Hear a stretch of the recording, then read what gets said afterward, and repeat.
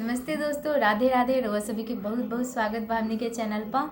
आज हमनी के बहुत सुंदर एगो बेटा विवाह के गीत लेके आयल बनी जा। तो रोआ लोग गीत के पूरा लास्ट तक सुनी लो। गीत बहुत अच्छा बा। अगर रोआ लोग के अच्छा लगी तो लाइक शेयर सब्सक्राइब कर हम लोग कमेंट में बताएं कि गीत रोआ लोग के कैसा लागल है। राम लक्ष्मण बना के अहेरिया बना बीचे खेले शिकार। राम लक्ष्मण बना के अहेरिया बना बीचे खेले शिकार।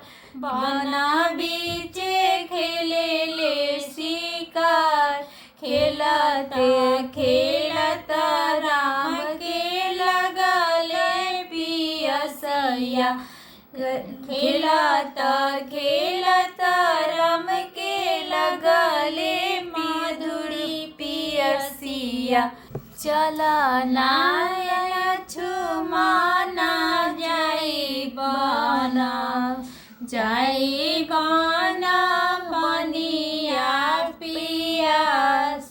चला नाय लछुमाना जाई बना चल जाई बना बनिया पियास।